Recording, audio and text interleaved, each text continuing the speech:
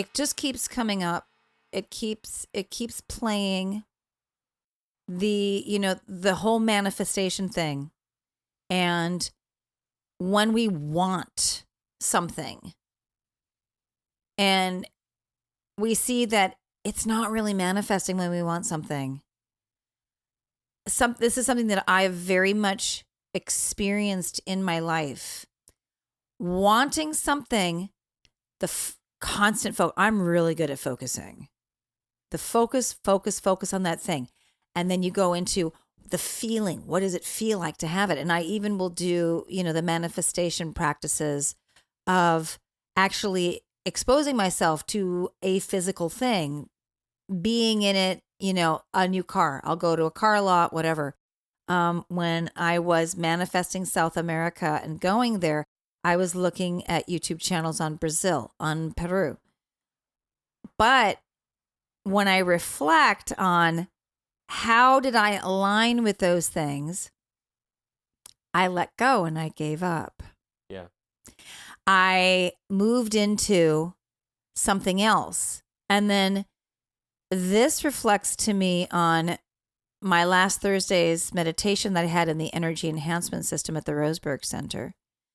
Is then I hear my inner voice say to me, love the moment that you're in. Love every aspect of your life right now, because where you're at is absolutely perfect. Don't want for something else. Enjoy the things that you dream about or fantasize about. Life on the road, living nomadically, tiny homes, permaculture community, conscious growing of the food, learning how to build eco structures. I know because I can feel it. It's almost like I can taste it. I know that that's real and that has already been created in other realities for me. I already know this because I get very blatant communication it's like little hints that come in. But what the inner voice is saying is universe already knows that you're desiring that. You've been thinking about that continuously, consistently for many timelines, for a long time, many years. Enjoy the world that you're in right now. You've been given this gift. I live with 2 out of my 3 kids. It's a gift. I know it's finite. I have 2 very young cats that are just amazing and so loving. And I manifested them. I'd been thinking about cats for decades. And, I wasn't ready before. And then it aligned. And when it did align, it aligned very quickly. And we're with the perfect cats, or the perfect cats for us. I have the physical evidence now of things that I had been dreaming about in years past, and then I let them go. You have to let them go, because very, very quickly, when you are so strongly desiring to be somewhere, you can unconsciously slip into thinking about how you don't have that thing right now. And if you're thinking about, I don't have that right now, then you're in a state of mind where you're focusing on the lack of having that thing rather than just the joy and fun of having that thing, Oh yeah. This is the difference. I've experienced this so many times in my life.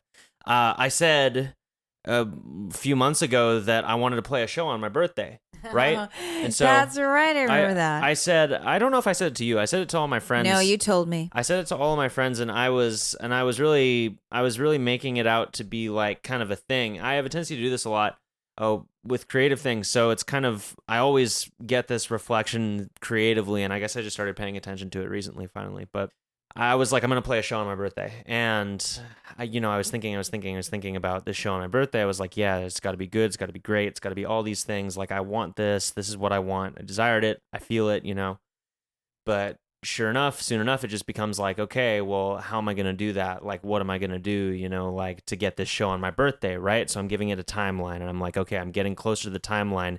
Very quickly, that feeling of like, this is really exciting and fun to like take action on was replaced by like, damn, there's like a lot of action that I got to take to make this thing happen, right? So it became stress.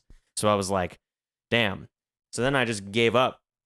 I was like, yeah, fuck it. I don't really care if I play a show on my birthday or not, whatever. And you told me that on one of our family days. Yeah. You're like, I've just given up. It's not showing up. I was like, I just don't really care. And then literally like just right after my birthday, I got an opportunity to play a show. And I know, it was so funny. And you were just like, hey, I got a show. And I told my friends about this, and I was like, you noticed that I said that I was going to play a show on my birthday. And it happened. It's not the way that I expected for it to happen, but I think that's the whole point. Is it's the easiest, most free path to getting what it is that you actually want to get. It's like you cannot be attached to, you can't plan out your manifestation. Like, not unless you are so capable of control over your mental state of being that you can completely eliminate any desire or attachment to an outcome or want to plan the steps. If you can completely eliminate, like I love in that video that I sent you, that woman was like, unless you're like, I don't know if it was that one or there's the second one I sent you. It was either the guy or that woman, but they were like, unless you are like a method actor or like, you know, like a CIA agent, then you can really get this. This is why Jim Carrey was so good at manifesting his dream, because he's such a good actor that to him, he can totally just bypass the entire part of his brain that comes up with doubt. He also, as he shared so many times over the decades, like with that check he wrote himself when he was, you know, poverty stricken, he let it go. He said he folded it up in his wallet, and eventually he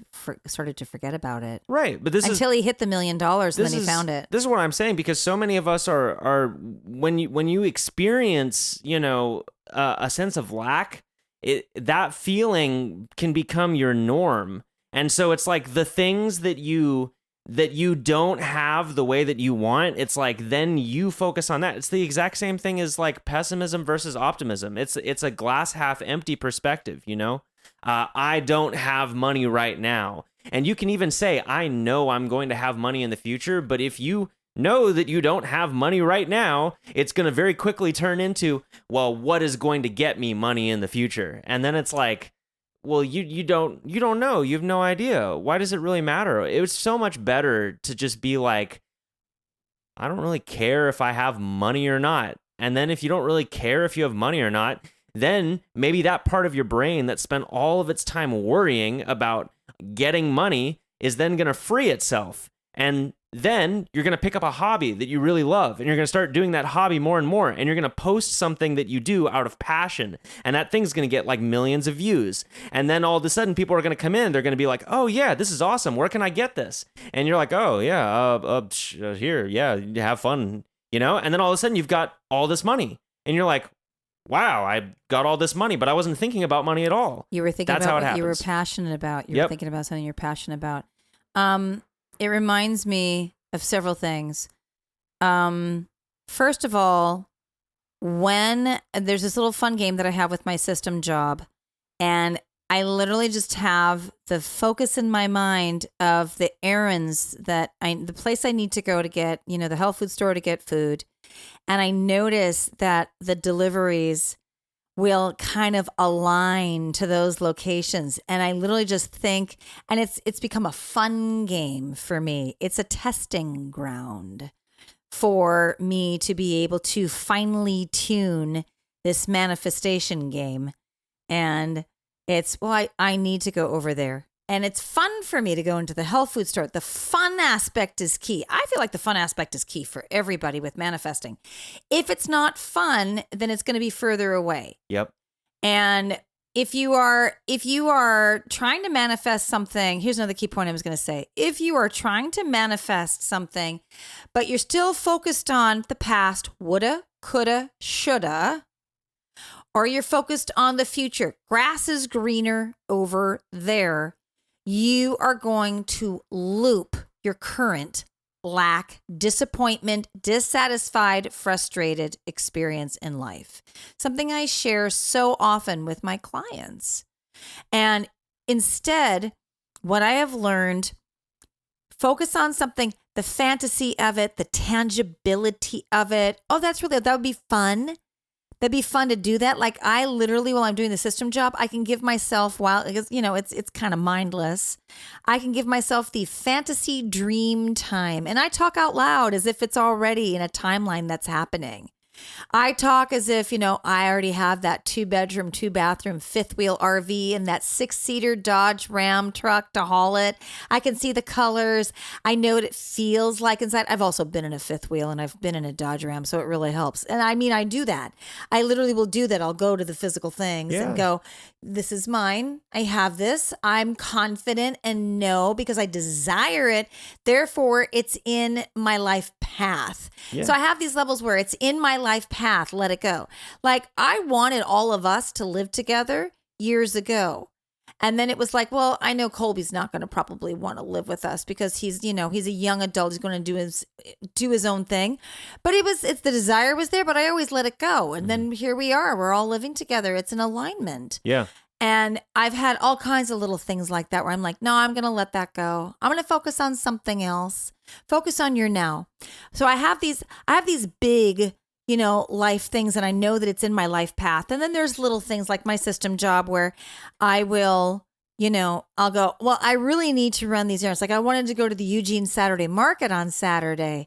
And it was hilarious because my very first pickup was literally right there in that area. And I'm like, and I know it's coming. I can see it manifest, and it makes me giggle. It's this fun little challenge game, and then you get to see the reflection back. And then I go into the feeling of it of like, I know that I'm the one who's orchestrating this on all levels. Mm-hmm. So I get to kind of test it with that. But I've noticed that the more that I'm like, I know that universe already knows what I want. My biggest practice is I really have to let go of that. Yeah. Want as if that what I want, which is coming from ego, that what I want is better than where I'm at. Exactly. Because it's not. Well, and also it's literally it works against your manifestation, because if you think the grass is greener over there, then that green grass is going to be over there and not right here. And if you're manifesting, it's got to be right here. That's why it's like, it's if you live down a path where you're like you're acting in some way, shape, or form, it's just a little bit easier because it literally is just the practice of embodying those things that you want so that they are in your here and now. So that you're not thinking about how you don't have it in some backwards way. Instead, it's just you're right here and now. I mean, every day I'm thinking as if I'm the artist that I know I am, The artist that I want to be is me. And so I understand that, and I take that, and I embody that, and I make that into my here and now. I used to be so like horrifyingly self-conscious. It actually is very, very weird for me to think about who I was, because in a very short time, I have completely transformed my identity. Mm-hmm. And that all started as a desire to be someone who I would admire. And I really admired very outgoing, confident people who are not self-conscious at all. People who are just willing to like be themselves, do anything, right? And I realized over time, it was like, oh, all those things that I want to be like I just practice. Like you just start embodying those things, and you can become that, right? And so like I literally went out the other day on Saturday and I shot a music video, and I completely embodied this character that I wanted to embody, but years ago, I would have never been confident enough to be that person. I would have never thought that I was capable of being that person.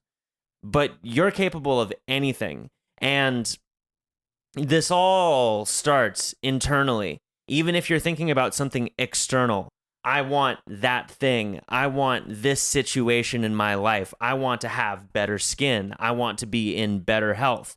those are all decisions that start in your mind. Those aren't decisions that start with making a choice to buy something, get something, do something to your body.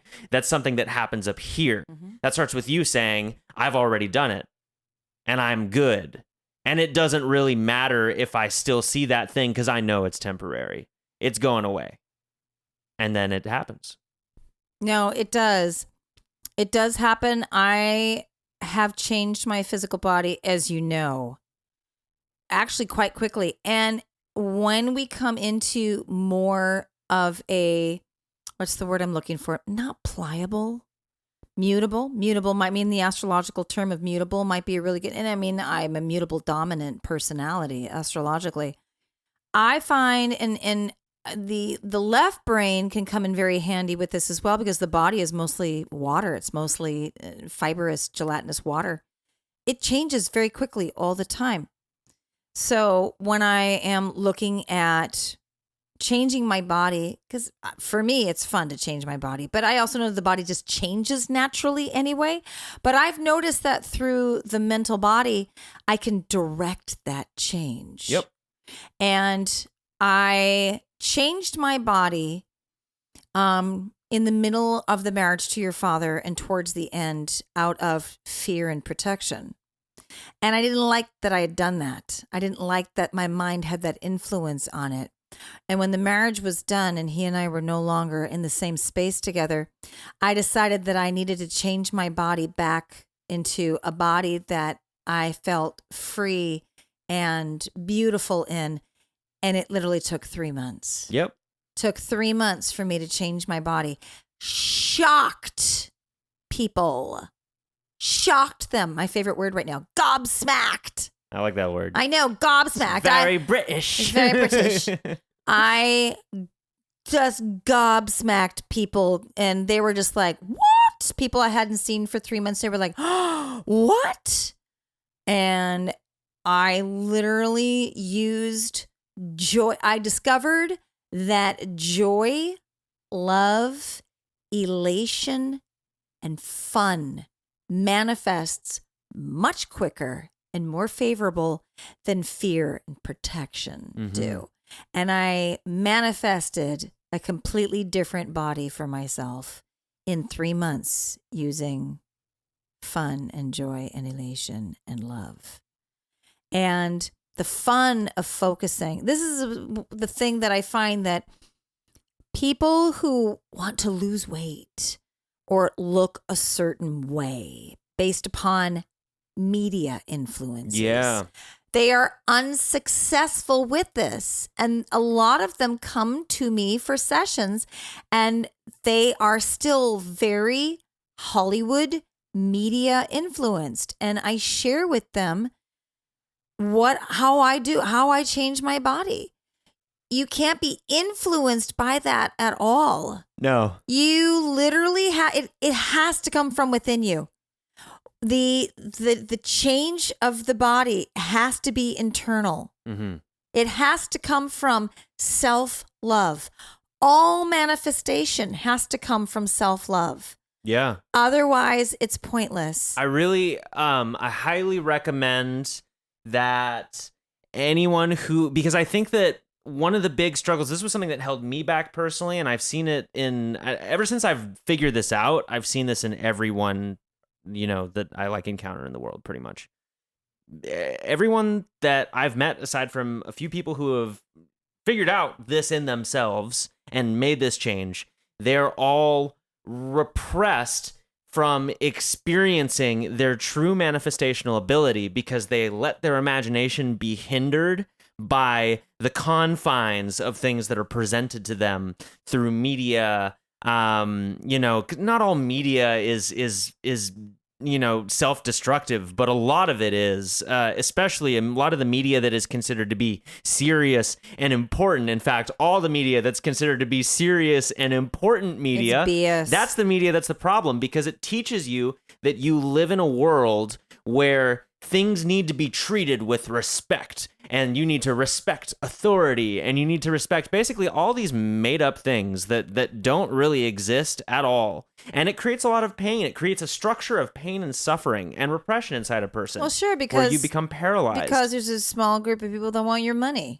Yeah, and the thing is, though, those people are also slaves to the fear. Well, and they are. They're coming from fear. They're coming from lack. So it's a self-generating idea. It's when you come from this state of being and you feel a lot of fear, you're going to feed into that. You're going to create more of that. The most fearful people are the ones who create the most of it because they feel like they need to make such a big impact and they know what's the right direction. They've got to shape it for everyone. And so they make big decisions because they're like, in their minds, they're combating what's evil in the world and they're doing what's right, you know? But this is not the way to live, because this really just keeps you from really what combats all of this is actively rebelling with a generous and unending amount of self-love and a childlike imagination. And so check out any form of media that is, if you're going to watch media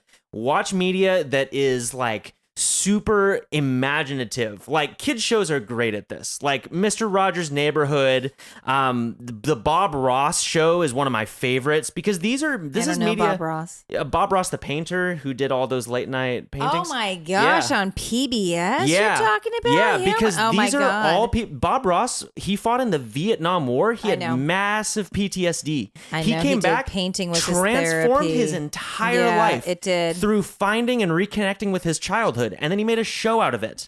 You're so funny because I'm a first generation PBS. Yeah. And my generation just found him to be so boring. Well, but your generation was ruled by fear. But my generation is also all about we radically transformed the world. But that's also a lot of that did come from, we gotta fight what's right, you know? Well, and so this is what I'm talking Billy about. Idol rebel yell. But a lot of that still comes from fear. And so that's of course it does. problem. But it was a fear-based world then. Absolutely. I mean, I would say it's more extreme now. But again, we've talked about this before.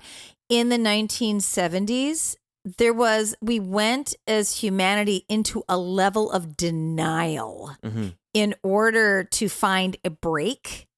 And in order to create some sort of peace. It was false peace. It didn't work. But that was really kind of what the 70s were. The 70s were kind of more like check out. Yeah.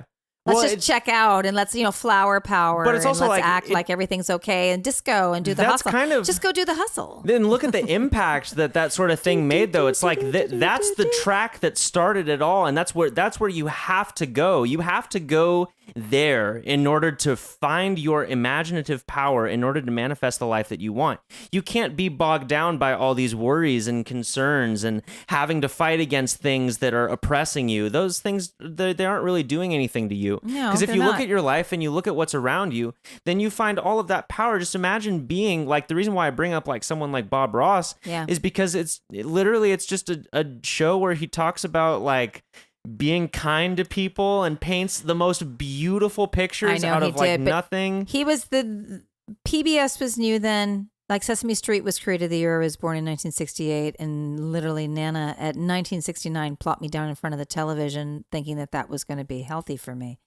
And I watched Sesame Street, and I watched Romper Room, and I watched something else. I can't remember. Mr. Rogers' Neighborhood. Sorry. That's what I watched. And Mr. Rogers' Neighborhood and Bob Ross that was PBS's way of getting us back into the feel-good space. Yeah, and which is what their purpose was. They were coming in to try to create a level of safety for us, because the Vietnam War was still going on until 1973. But regardless of whether PBS had their own intentions or not, it is the people who are actually doing these things in the show who you want to look at where it is that they're coming from. And for somebody like Mr. Rogers or Bob Ross, these are healing people. Fred Rogers actually, he legislated, he was political and came in for peace. I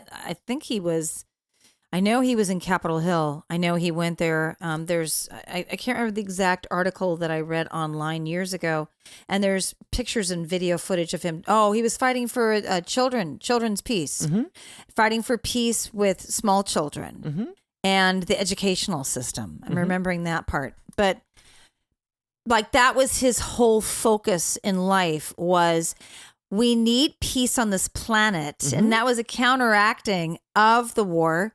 And it starts with young children. And that's why he got his show in the first place, was so that we could start with babies. You notice that all of these people who are actively, they're nurturing and respecting the inner child. That's all of them have that in line. All like these artists, and it's like it's all the artists who are doing things that are rebellious but good and peaceful. And so and so this is why I bring this up. I also highly recommend that everybody check out Pronoia, the Antidote for Paranoia.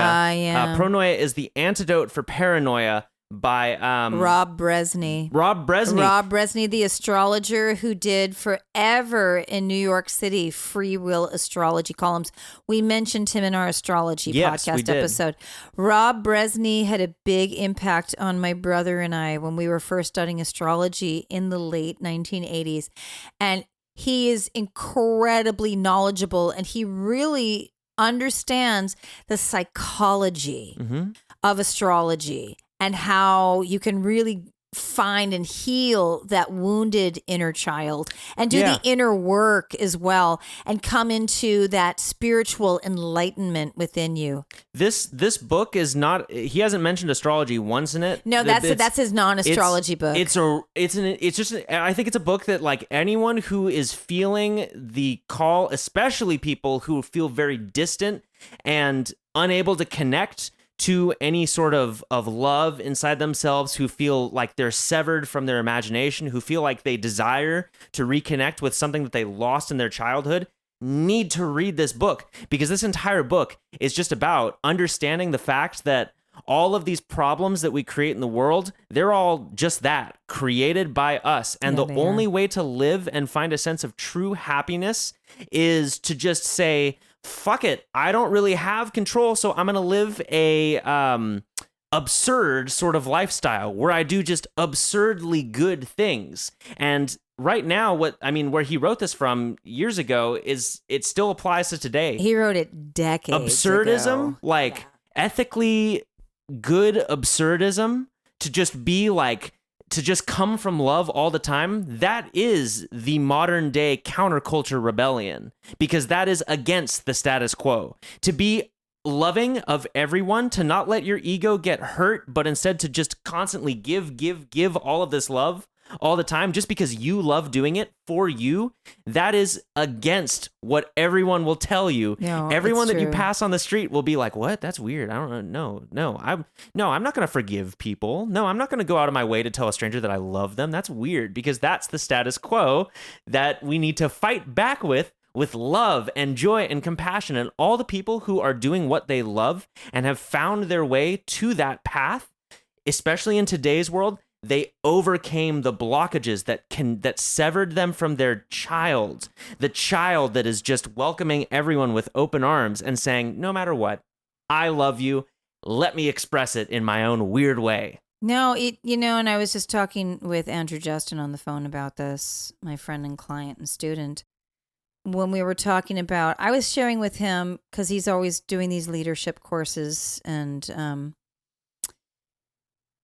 we were talking about what makes a really good leader, because we were talking about the same thing, living in the now, how to manifest in living in the now and loving your now. And if you don't love your now, you need to change it. And I said to him, I said, I'm a really good leader, because here's what makes me a really good leader. First of all, what makes a really good leader is you know how to self-care, and you take time every day to take care of yourself. You come first or you can't lead. Second, when you are leading people, you have deeper levels of compassion, empathy, and understanding for them and their process, and you give them space for that process. When you're leading, you can't have expectations of people getting anywhere. You literally have to lead by example. You have to live the life that you're sharing with others. That's the measurement of a true leader. And you have to know in your heart that everybody is eventually going to get there. Where is there? Back to their inner self, back to their inner truth, because that's exactly what every life is about. Every life is about finding your way back to the inner self. This is what all these, movies and books are showing us. The Wizard of Oz is all about that. Yeah. You've had the ruby slippers on all this time. You've had the ability to find your way home. And where does she go to find home? She literally goes within. It's literally perceptions in her mind. Yeah. And you find your way back within. And that is the measure of being a true leader. And when you come into that space where you trust your now, because you know universe is within, and you, as we've talked about many times, let go and let God. Mm-hmm. Everything that is going to be a part of your greatest life aligns and manifests for you to learn more about yourself through.